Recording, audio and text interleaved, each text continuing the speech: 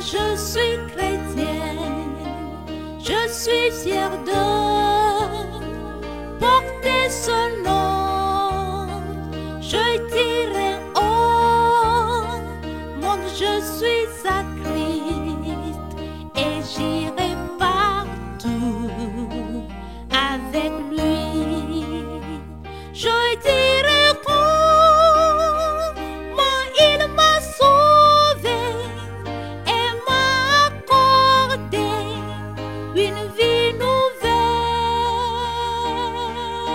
Je sais que si tu crois en lui, tu auras tout ce qu'il m'a donné. Je dirai au monde qu'il m'a sauvé. Personne n'a pu m'aimer comme lui.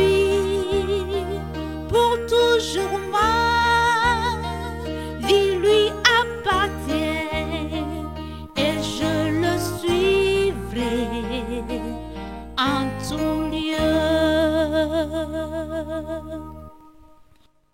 Je dirai oh mon Jésus revient, peut-être bientôt ou bien plus tard. Nous devons vivre comme si son retour serait aujourd'hui ou demain. Quand il revient, nos œuvres prendront fin, des merveilles attendent tous ceux qui l'aiment. Jamais l'œil n'a vu les grandes choses que mon Dieu prépare pour toi et moi. Oh, dis au monde que tu es chrétien. N'aie pas honte de porter ce nom. Oh, dis au monde que tu es à Christ et va avec lui en tout lieu.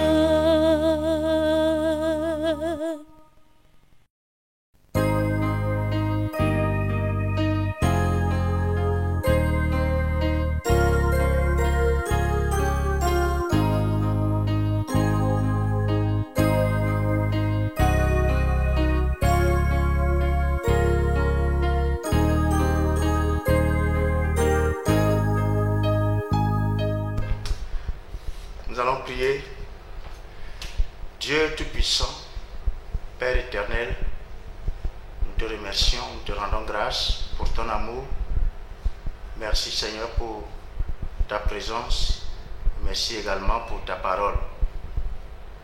Nous sommes encore là en ce moment et nous prions Seigneur que tu nous accordes la grâce et que tu nous aides à prêter une oreille attentive à ta parole.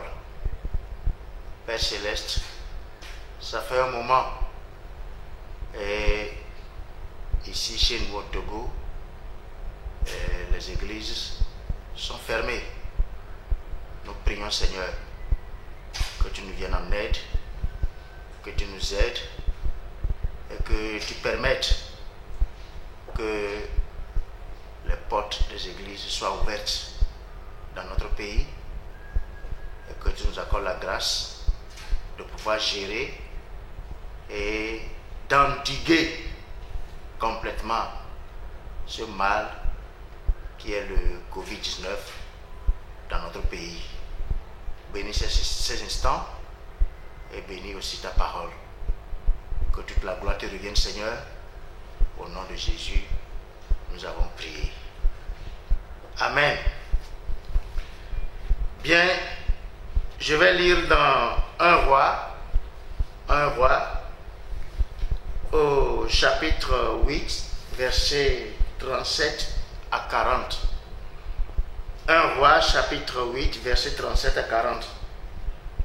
Quand la famine, la peste, la rouille, la nielle, les sauterelles d'une espèce ou d'une autre seront dans le pays.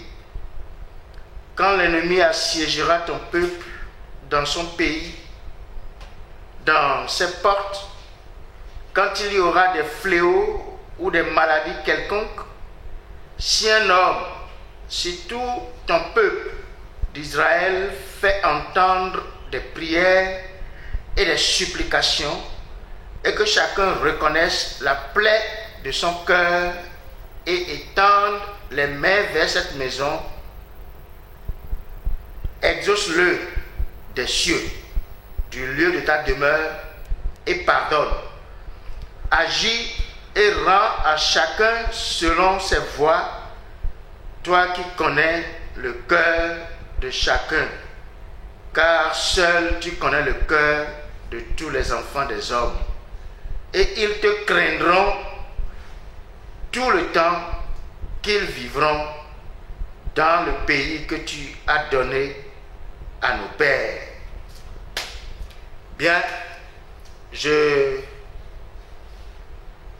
profite en disant que par la grâce de Dieu, le message, ce moment est un message particulier, spécial, et je l'ai intitulé « Vers l'ouverture totale des églises au Togo ». Vers l'ouverture totale des églises au Togo. Et je voudrais dire ici que quelle que soit la situation qui prévaut dans la vie des enfants de Dieu, autour de nous, là où nous sommes, quelle que soit la situation par laquelle nous sommes en train de passer, une chose que Dieu veut, c'est qu'on le craigne. C'est qu'on le craigne. Et je voudrais dire que nous sommes dans une période difficile, un moment très difficile pour nous dans notre pays. Chacun doit comprendre que Dieu ne nous a pas abandonnés. Dieu est avec nous. Et dans cette période de Covid-19, dans notre pays, Dieu est avec nous et il combat ensemble avec nous dans le pays pour que la pandémie soit complètement endiguée de notre nation. Je voudrais ici donc remercier le Seigneur pour tout ce qu'il fait et continue de faire, et surtout pour la protection de la nation et de nos populations depuis que la pandémie de Covid-19 est entrée dans notre pays. Et je tiens également à remercier les autorités de notre pays, le Togo, pour leur engagement, pour leurs efforts et pour les moyens et toutes les dispositions mises en place pour riposter vigoureusement contre cette pandémie.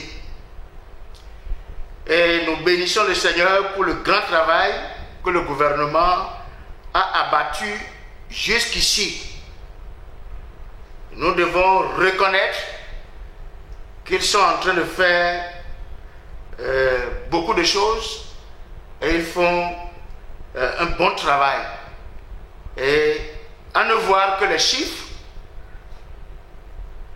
concernant le nombre de cas positifs, le nombre de cas actifs et le nombre de personnes guéries et le nombre de personnes décédées, nous pouvons vraiment dire qu'il y a un travail bien fait dans notre pays par nos autorités.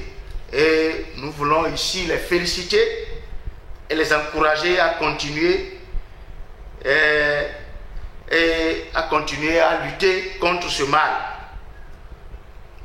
Bien, maintenant, nous devons savoir que dès que le mal fut annoncé dans notre pays, l'Église, de son côté, a compris et a accepté de collaborer avec le gouvernement pour que les lieux de culte soient gardés fermés.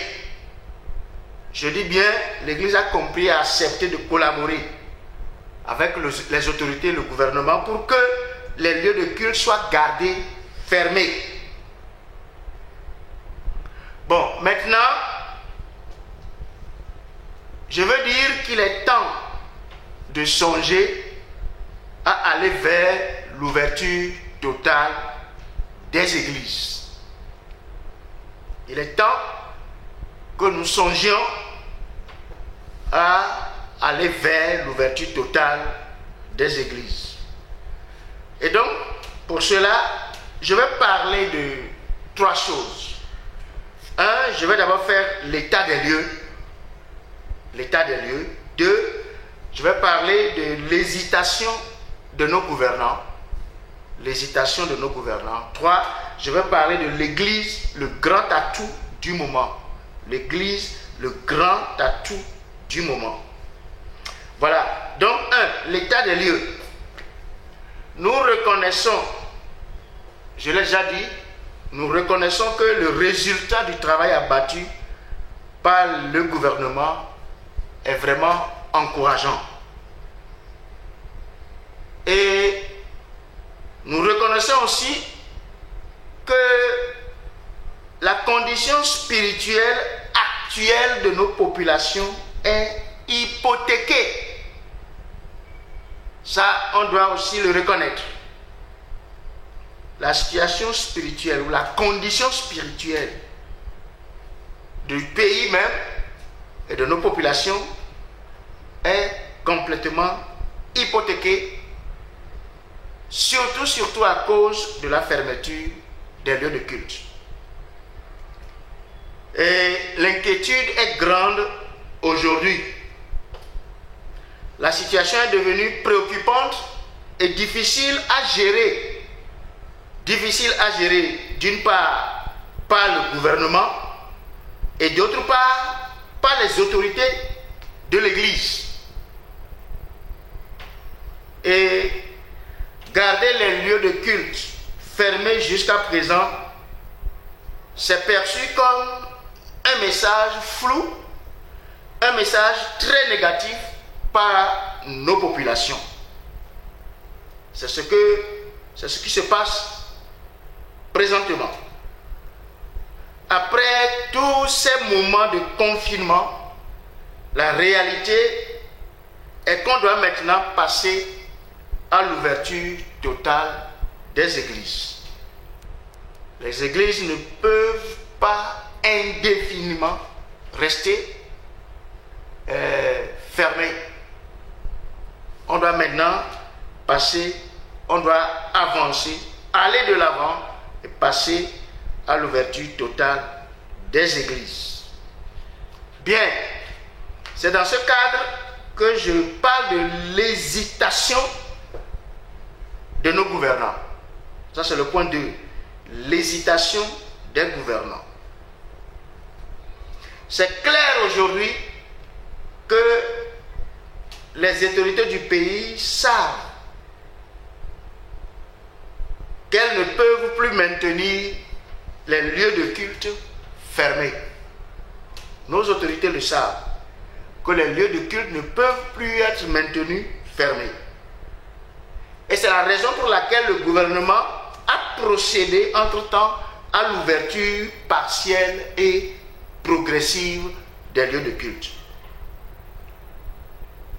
Bon, maintenant, avec les résultats, parce que c'était une façon de procéder à examiner, à voir, à suivre comment les églises vont s'y prendre quand ces lieux de culte seront ouverts. Et donc, avec le résultat obtenu à partir de l'ouverture partielle et progressive des lieux de culte, le gouvernement doit maintenant envisager l'ouverture totale et définitive des lieux de culte. Mais il faut que le gouvernement trouve la bonne formule. Oui, parce que le Covid ou bien la pandémie est une question de santé publique. Il ne faut pas juste ouvrir pour ouvrir. Il faut trouver la bonne formule. Maintenant, puisque c'est décidé qu'on doit vivre avec le virus, alors ce qui reste à faire maintenant, c'est d'aller de l'avant. Puisqu'on doit vivre avec le virus, donc il faut maintenant qu'on aille de l'avant. Et nos autorités n'ont pas besoin d'avoir peur. Si nous voulons vraiment endiguer la pandémie, il faut d'abord vaincre la peur et chercher à aller de l'avant. Et c'est ce qui m'amène au point numéro 3. L'Église, le grand atout du moment. Je veux dire par là que l'Église est un atout actuellement. Un atout que les autorités doivent chercher à utiliser pour lutter contre la pandémie. Je lis dans Jérémie chapitre 3, le verset 15. Jérémie au chapitre 3, le verset 15. Je vous donnerai des bergers selon mon cœur, et ils vous paîtront avec intelligence et avec sagesse. Je reprends le passage. Je vous donnerai, ça c'est le Seigneur lui-même qui parle. Je vous donnerai des bergers selon mon cœur, et ils vous paîtront avec intelligence et avec sagesse. Toujours dans Jérémie, cette fois-ci au chapitre 23, Jérémie chapitre 23, le verset 4. Jérémie 23, verset 4. J'établirai sur elles des pasteurs qui les paîtront. Elles n'auront plus de crainte, plus de terreur, et il n'en manquera aucune, dit l'Éternel. Voilà, ces deux passages nous parlent des bergers, des pasteurs que Dieu établit sur son peuple. Des bergers, des pasteurs que Dieu donne à son peuple. Et ces bergers, ces pasteurs vont travailler avec sagesse et avec intelligence. C'est ce que la parole de Dieu déclare. Et je voudrais insister ici, les pasteurs sont des bergers. Et ils ont la responsabilité de veiller à la protection des brebis. Et donc, c'est pour cela que je dis que l'Église peut être et doit être un grand atout dans la lutte contre le coronavirus.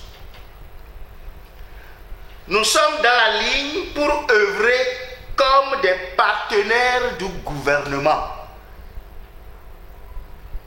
Nous, les responsables des églises, nous sommes dans la ligne pour œuvrer comme des partenaires du gouvernement. Et je voudrais insister ici.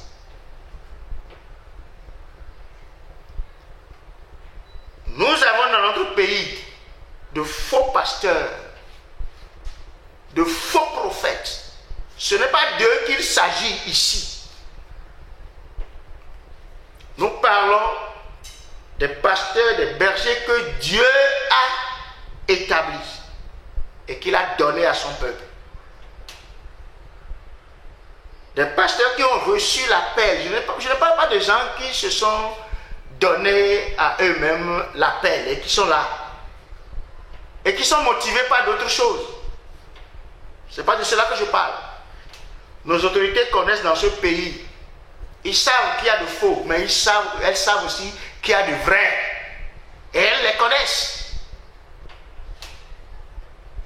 Les connaissent. Et donc, je dis que nous sommes dans cette ligne qui consiste à œuvrer comme des partenaires du gouvernement. Et donc à cet effet, l'Église ici réitère son engagement d'aider le gouvernement dans la lutte contre la propagation de la pandémie dans notre pays. J'insiste et je déclare, je dis que nous sommes prêts. Nous sommes prêts à faire respecter les mesures barrières, le lavage des mains, la distanciation sociale, le port des masques et autres. Nous sommes prêts à les faire respecter. Seulement, ouvrez-nous les églises et vous verrez. Deuxième chose, nous sommes prêts à sensibiliser les membres des églises. Prêts à... Ce sont la population de ce pays, c'est eux qui viennent à l'église. C'est cette population qui vient à l'église. C'est cette population que nous voyons dans les marchés. Et aujourd'hui, ils sont prêts à écouter leur pasteur. Ils sont prêts à écouter leur pasteur. Et nous sommes prêts à les sensibiliser pour mener la même lutte, pour que ce mal soit endigué dans notre pays. Et je veux dire ceci, au lieu de garder les églises fermées, il faut plutôt s'en servir pour sensibiliser nos populations. Le coronavirus est une guerre engagée contre les nations, y compris le Togo. Et il faut songer à une solution qui nous engage tous. Qui nous engage tous. Le temps de fermer les églises, ce temps est révolu. C'est le moment d'aller vers l'ouverture totale des lieux de culte. Ouvrez-nous les lieux de culte et nous nous en servirons pour la sensibilisation de nos populations. Oui, les églises, les lieux de culte fermés aujourd'hui est contre-productif. Ça ne produit plus rien. Au départ, c'est vrai, tout le monde a compris. Et on a gardé les églises fermées. On a suivi les consignes. Mais aujourd'hui, c'est contre-productif. C'est complètement contre-productif. Ça ne donne plus rien. Et surtout parce que les pasteurs n'ont plus la possibilité de se retrouver devant leur assemblée, les sensibiliser, leur parler de la réalité de Covid-19 qui est là et qu'on doit se protéger et protéger nos voisins, nos prochains, qu'on doit suivre les consignes, les mesures barrières, tout. Les pasteurs n'ont plus cette opportunité de véhiculer ce message. Au début de cette pandémie, je me suis fait laver les mains et je me suis fait filmer et que nous avons partagé sur WhatsApp et sur Facebook. Les gens ont vu, ils ont dit, voilà le pasteur qui lave les mains, qui suit les mesures barrières avec masque au nez, à la bouche, tout. Et tout le monde est rentré dans la danse. Lequel de nos membres du gouvernement, lequel des ministres du gouvernement, s'il se fait laver les mains et envoie ça pour que tout le monde voit, va être suivi? Qu'est-ce que je suis en train de dire? Les pasteurs sont plus écoutés, mieux écoutés. Si un de nos ministres le fait, on va dire que ça c'est politique. La population va dire que c'est politique. Et c'est dans ça que nous sommes. Quand un pasteur ici le fait, un pasteur là-bas le fait, l'autre pasteur le fait, les assemblées de Dieu le font, les baptistes le font, les pentecôtes le font, Deeper Life le fait, tout le monde le fait, par-ci par-là, tous nos pasteurs montent au créneau et montrent l'exemple, le mal sera endigué. Les gens vont respecter les mesures, les consignes et nous serons protégés. Et le travail, le grand travail que le gouvernement a abattu continuera nous continuerons d'avoir de bons résultats et les chiffres vont le prouver. Et donc, je vais ici lancer un appel à nos autorités. Vous n'avez plus besoin d'avoir peur de quoi que ce soit. N'hésitez plus. Laissons de côté l'hésitation. Ensemble, nous allons vaincre cette pandémie. Ne nous laissez pas de côté pour lutter seul. Vous n'allez pas pouvoir réussir seul. Nous devons rentrer dans la danse avec vous et mobiliser nos populations pour que chacun se donne cette responsabilité de respecter les mesures et nous verrons encore le résultat que ça va donner. Nous prions pour que la pandémie soit circonscrite, maîtrisée et détruite complètement. Ensemble, nous vaincrons ce monstre de coronavirus. Et par la grâce de Dieu, l'ouverture totale des lieux de culte faciliterait davantage la lutte contre la pandémie. Avec Dieu, nous vaincrons. Que le Seigneur vous bénisse, que Dieu bénisse le Togo et qu'il bénisse chacun de nous. On va prier. Dieu Tout-Puissant, nous te remercions pour le message. Le message est pour nos populations, pour nos églises, les membres de nos églises. Le message est également pour nos autorités. Seigneur, nous prions que tu nous aides, que les populations comprennent que cette guerre, chacun doit la mener et vaincre ce monstre de coronavirus. Les mesures doivent être respectées pour que nous nous protégions et que nous protégions aussi nos voisins, notre prochain. Père, nous prions que tu aides nos autorités de la place afin qu'ils s'engagent dans cette voie pour aller vers l'ouverture totale des églises, l'ouverture totale des lieux de culte sur toute l'étendue de notre territoire. Et nous prions que toi-même, ta main puissante soit sur le Togo, que ta main puissante qui nous a préservés jusqu'à présent continue de nous garder, de nous protéger, et que Seigneur, chaque citoyen dans ce pays, chaque fils et chaque fille de ce pays puisse prendre cette décision de se protéger en respectant les mesures et aussi protéger les autres. Nous te bénissons, Seigneur, et nous te rendons toute la gloire pour ta parole. Merci, Seigneur. Au nom puissant de Jésus, nous avons prié. Amen, et que Dieu vous bénisse.